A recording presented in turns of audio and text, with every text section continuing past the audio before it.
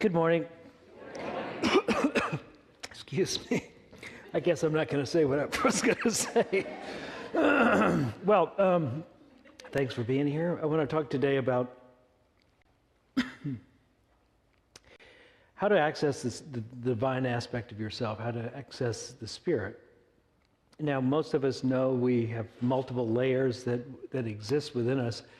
There's a surface layer, there's the unconscious layer, and there's a superconscious layer. The superconscious layer is also called the high self, or comes by many names today. This is what I'm going to use, this superconscious self.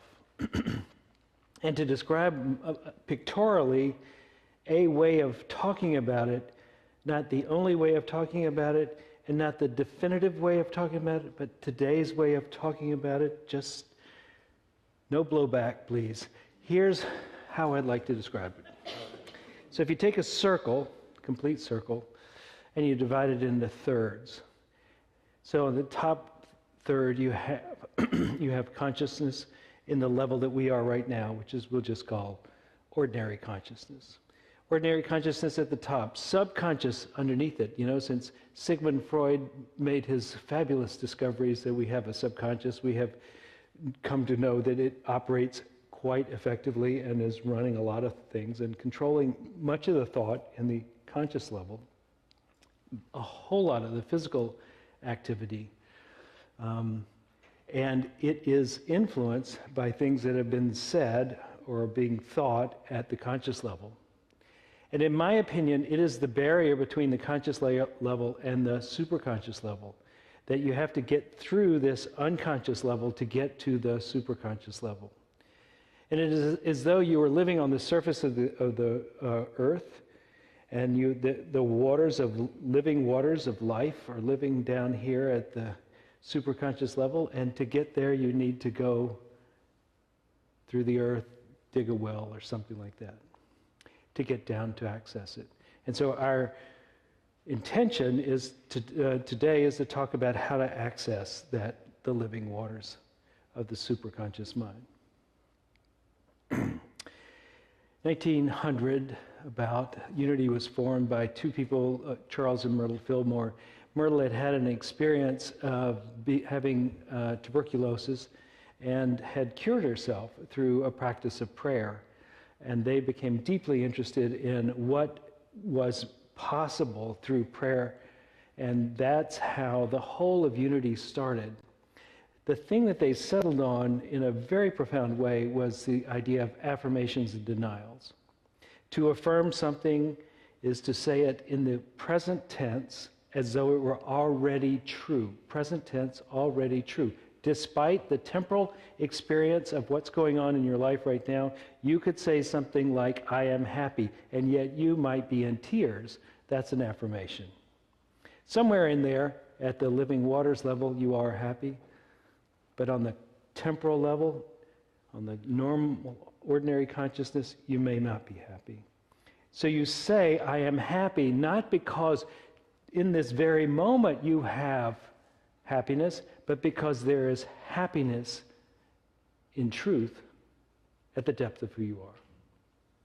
So that is how you manage the cognitive dissonance between what you're saying and what you're feeling in the moment. It's not what's just happening temporally, and it changes, if you haven't noticed, how your feeling does change from moment to moment, right? So it's not saying, I never feel unhappiness. What it says is, I am happy. The I am is a kind of code in a certain sense.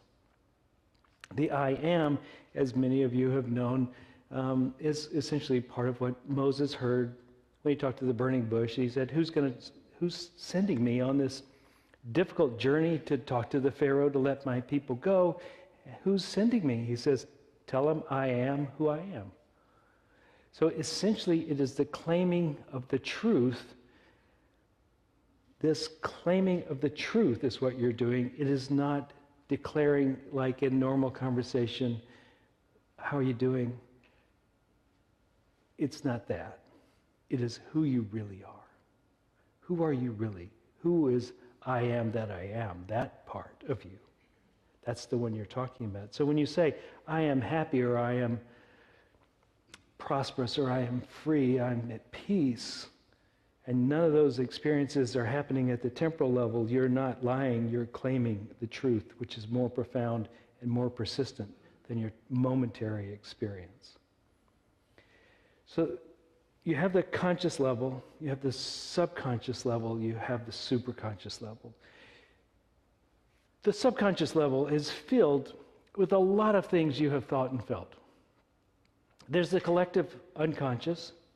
Carl Jung spoke about that. The collective unconscious, which is also in there.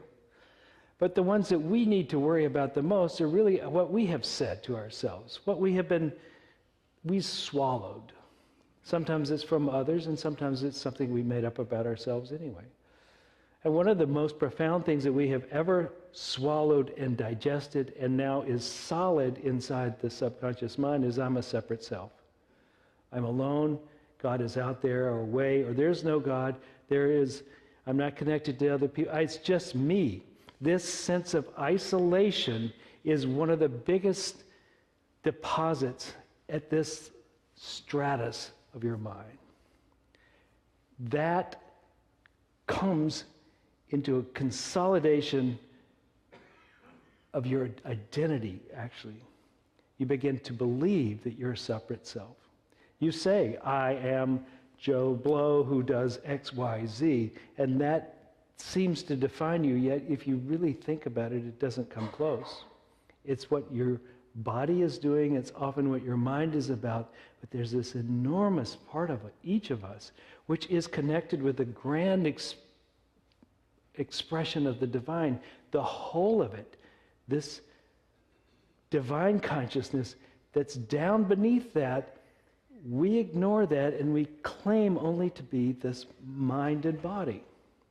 And when we do that, we're in essence filling this subconscious level with a barrier to keep us from experiencing the depths of who we are. And so we live without the living waters of the Holy Spirit. So how do we get through that? Well, one is the self-talk needs to change. The self-talk that we say to each other, to ourselves, excuse me. I don't know if you've noticed, you're trying to track what you talk about to yourself when you're not talking to somebody else. Have you noticed that it's sort of like what you were saying yesterday? A lot like what you were saying the day before that, and the day before that, and the hour before you started looking. And then 2 hours later, it's the same. It's not a big spectrum. For most of us, we kind of say these things over and over. I've got this thing that I'm just embarrassed. I keep saying it over and over. It's like all I need is, and it fills in the blank. It's like, how did that happen? It's repetition. It's habit. It's habit, and if it stays long enough, it becomes subconscious habit. And it becomes the truth that you believe going forward. It becomes your baseline of understanding, this subconscious. And it's not like you're aware of it anymore, it's just the way you are. It becomes your default feeling state as well.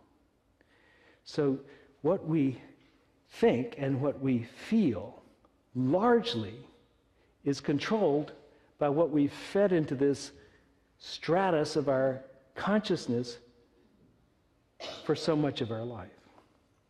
Now, that is bad news and good news, depending on how you feel it, right? The Fillmores, when they started Unity, were looking for a solution to that. And what they came up with, they were not the first, but they came up with this idea of affirmations and denials. So let me start with denials first. Denials don't deny that you feel the way you feel. It doesn't say that when it says I am happy or I am prosperous or whatever. It's not denying that. It's denying that that is the truth with a capital T. And that it has any power over you. That the thoughts and the feelings you have that are coming from your subconscious mind do not have the power over you. What has the power over you is the divine. That is what a denial says. So you may say, I deny this broken bone has the power over me. It doesn't mean you don't have the broken bone. It means it denies the power of that. Last week I had an enormous toothache. And if I'd been wise enough, I would have said, this toothache has no power over me, instead of crumpling whenever it would flare up. But that is the idea. You don't let the circumstances of your life control the way you think and feel about your life. You deny their power to control you, to be your whole experience. I deny that my bank account has power over me. Now, for many of us, that sounds like, well, that can't be true. But it can be. How many people have become billionaires who had nothing at one point? Their bank account had no control over them. Our subconscious mind is the barrier to the superconscious mind. And when we deny what's in there, the feeling states that are in there that are blocking us from controlling us, we begin to crumple that stratus of thought. It's like we begin to plow the field and it's hard and crusty, and we hit it hard enough with a plow to break it up so that we can plant a new seed of thought in it. So we deny that it has power over you, not deny its existence. It is not denial in the sense that AA talks about denial. It is the denial in a spiritual sense. I deny it has power over me. Using denials. Great way to get started. Then to adjust your thinking, you do affirmations. So an affirmation could be, I am prosperous.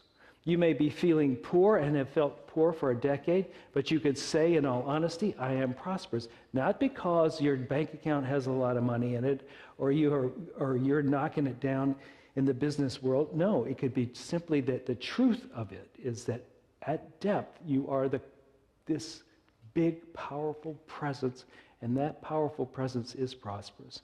And you claim it by saying, I am prosperous. And what this does across this level of the unconscious is it begins to dig a well. And it starts to dig a well in a specific area of your life, which happens to be, in this case, poverty consciousness. This solid layer of lack gets drilled through with this statement, I am prosperous. And it brings you down to the level of the holy water, and it squirts up, and you begin to have in your normal, ordinary consciousness the sense and feel that you have money or prosperity or whatever it is you're lacking. I am healthy. It would be the same thing, only be in a slightly different place where you're drilling down now to the experience of health at the depths of this. And so as you drill down in there, you begin to break through those layers, and you will have resistance from the subconscious mind. We'll say, nay, nay, nay, you're lying, you're not telling the truth. Look at your body, you coughing all day long. How can you say I'm healthy? It's like, just keep going, I'm healthy. And you carry it down to the living waters, and you experience health. Even if your body doesn't change, you experience health at the level of the conscious mind.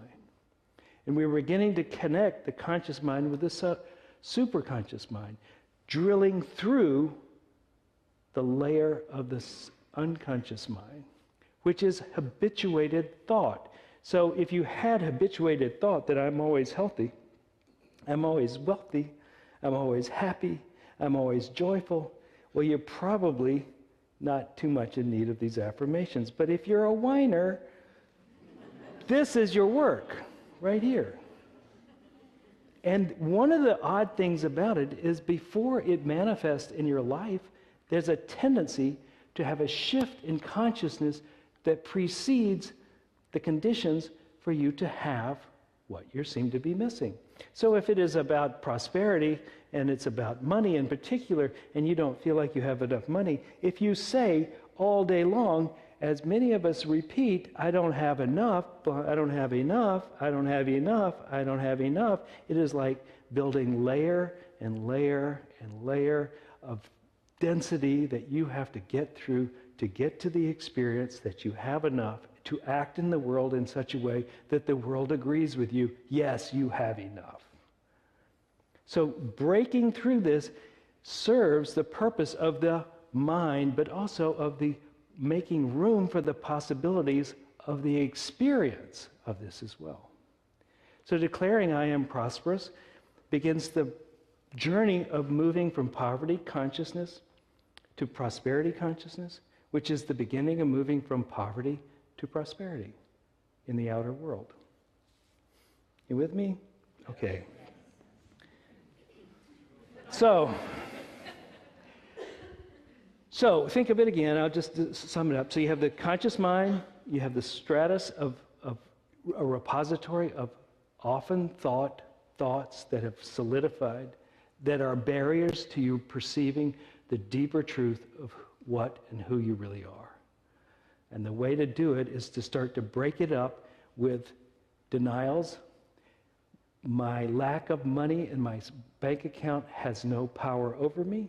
May not seem true at one level, but at another level it's absolutely true. Say it until it begins to break that grip of the fear that comes with that. And then declare the truth. I am prosperous. Even though your bank account has not changed an iota, I am prosperous.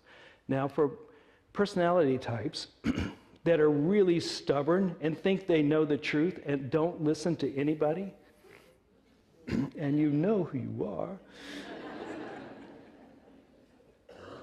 If you're the one that's always right in the room, this is for you. Say more denials than someone whose mind cannot stick to one thought.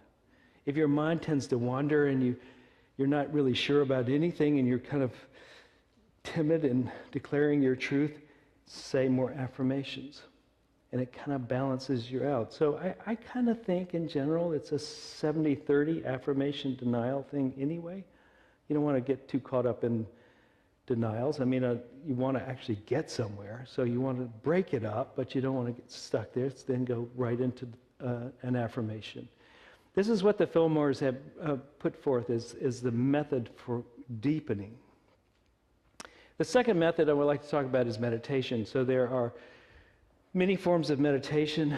Most of them have an idea of calming the mind.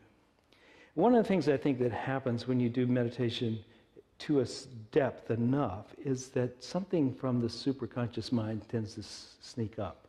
It tends to come up and work its way up. Some revelation out of the subconscious mind may come forward too, and you may see something you have been doing habitually that you were not yet fully aware of may come into your state of mind. I'll give you an example of two types of meditation and then those things. The first type of meditation many of us encountered when we were starting our journey was transcendental meditation. I took the thing in transcendental meditation when I was in college. And one of the ways the transcendental meditation teacher taught it was this. When you do your mantra, which is a simple syllable or two or three, when you do the mantra repeatedly, you begin to quiet the mind. And he described it as this. So you have sleeping elephants, and you're in the field you're walking, and you're walking through the field as you say your mantra, and your mind is on the mantra, and then you bump into an elephant, and it wakes up. And that's a thought. And it's also a release of tension in your being, I guess. This release of tension is part of the healing process for you. And then you go back to your mantra and you start walking through the field and you bump into another elephant and it wakes up and another thought arises. And eventually you begin to settle down as you do this. One of the things I think it's doing is each of these elephants is some part of the subconscious that's getting kind of pinged and poofed. And you begin to make a thinner layer of subconscious mind in there, right? Another way of doing this is what they teach in Vipassana. The first form they often teach is watching the breath. It's similar to the thing we do here, but it begins to be more and more concentrated as you do it. And it's usually watching your chest, some part of your anatomy here, or many, many times it's just watching the tip of your nose, around the nostril, that little area where you feel the breath come in and go out, and bringing your attention there and holding it as long as you can. And now, one of the things that happened to me when I was doing this is that I guess I tripped a big elephant. And I was in the midst of sitting for one of these 10-day sits where you sit 10 hours a day. And it sounds all cozy and wonderful, but it's not. And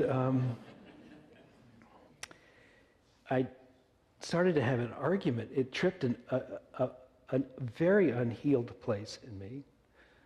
And I started to have an argument with a woman. I had never had this argument with her, but for some reason I was having an argument with her, and it was amazing. One of the things that came about was the sensation of having a knife going in my chest with every statement I said. And I also watched myself said, yeah, but I'm going to have this argument. I don't care how much it hurts. I'm just going to have it. And I went ahead and did the whole diatribe against her, and the knife just kept going in. And well, that's an insight. So they call that insight meditation. Like, how stupid are you? But you don't know how stupid you are until you stop to look. And one thing about stilling the mind is it has time to reprogram and to look and go, oh, so you're messing up. Now, on this stratus of the unconscious mind, I think what it's doing is it's thinning it out, but not in specific areas. It's kind of popping off in all sorts of different places. It's unlike affirmations, which drill a hole straight through it, and you have a direct experience of what you're claiming. You begin to have a generalized thinning of the subconscious mind's blockage of your experience of the superconscious mind. So meditation is a great way to begin, well, always to engage in the deeper aspect of it. Now, Emily Cady, who was the first author that Unity published, she was a homeopathic doctor, or a naturopathic doctor, I guess, that she wrote how you're supposed to access the Holy Spirit or the divine aspect of yourself, or awaken, or whatever the words you want to say. In her language, it was about coming to know yourself as that. And she emphasized in her book that you need to give what you have received. So if it is spiritual teaching and you have it, you don't just keep it for yourself and keep going to teachers and gurus and stuff like that, but you share of yourself.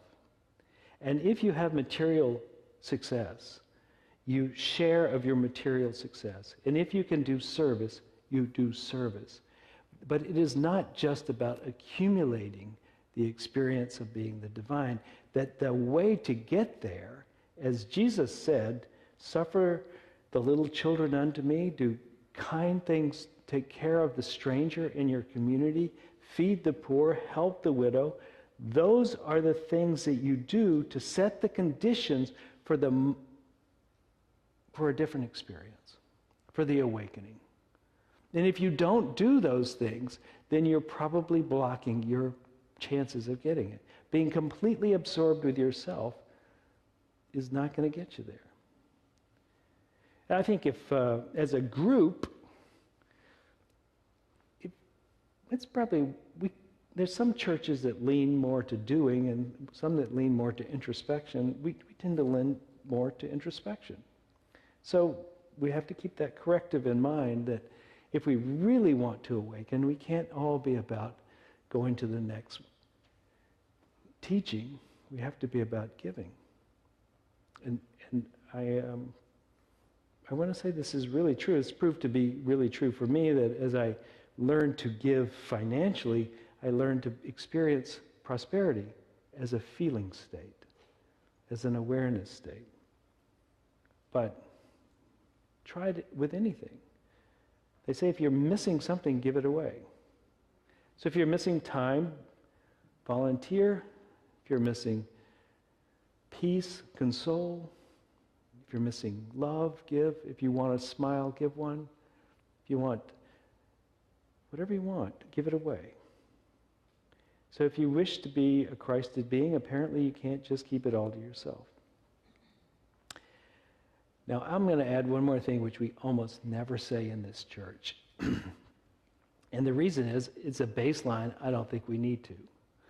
But I will say this, just to complete the whole package, you need to be moral if you wish to advance spiritually.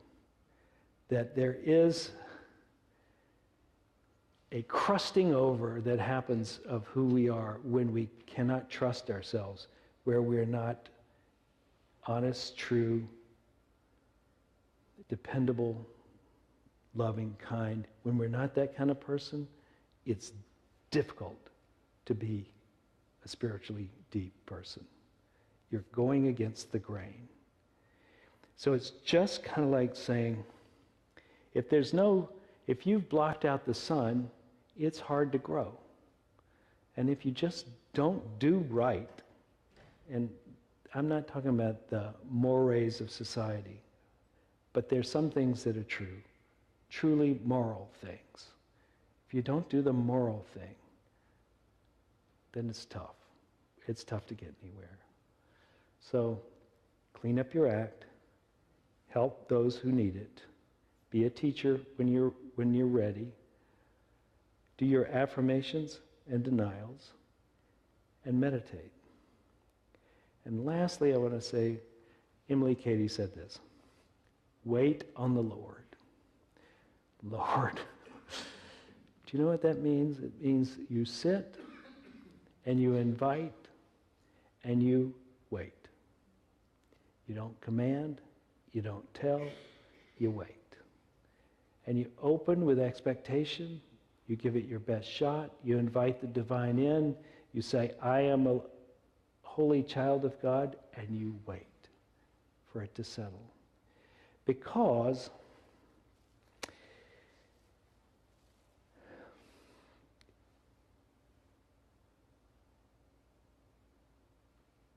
you're not in charge.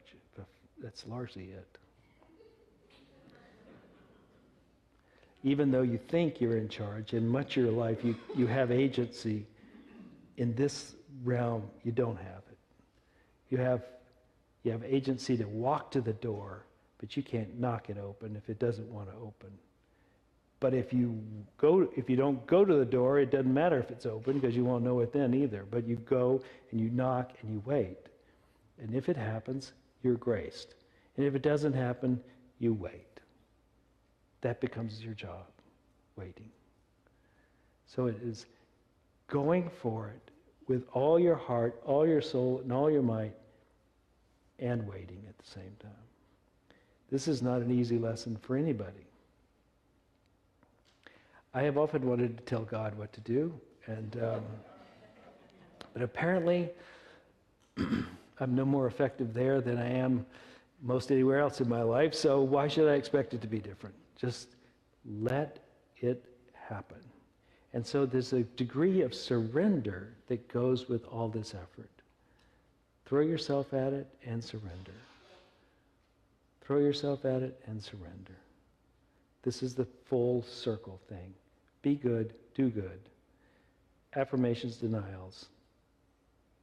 Meditation, surrender. If that doesn't do it, call me next week and let me know how to do something. Okay, so we're going to do, I'm going to ask for the offering now. I don't know why that seems so odd. Right after we do this prayer. So we're going to do a little meditation. So let's do that.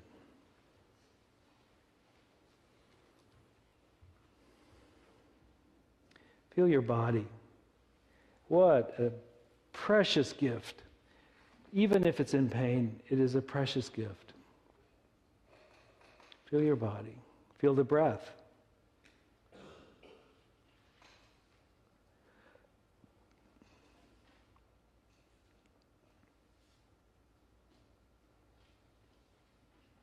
Feel the breath. Let the body relax into feeling the breath.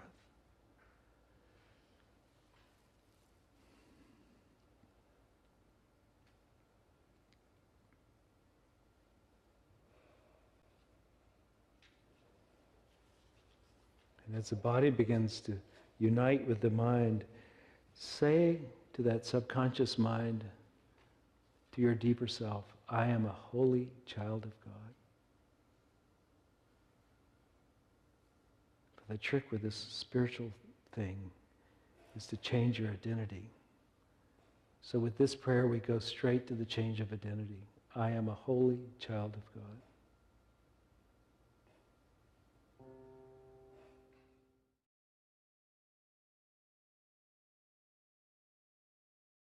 If you feel resistance, know that that is the subconscious telling you what you've said before, but not necessarily the truth. It is just repeating what it's heard. Go deeper. I am a holy child of God.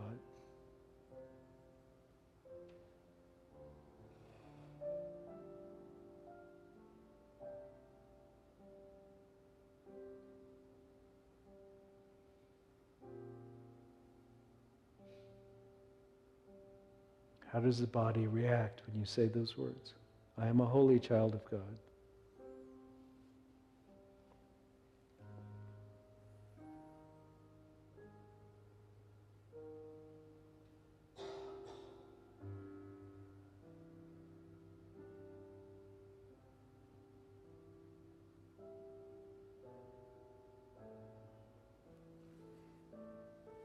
See if you can suspend disbelief long enough to let it fill the body with an experience of being a holy child of God.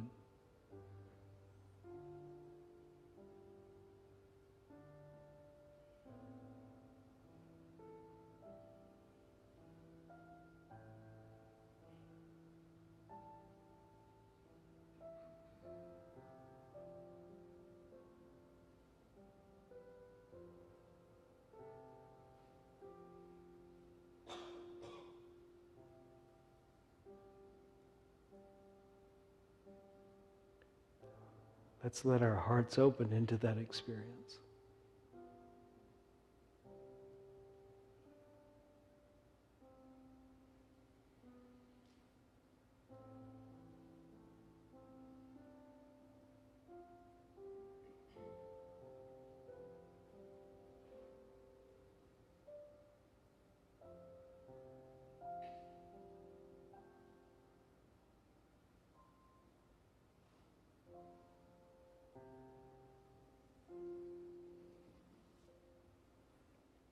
And so it is.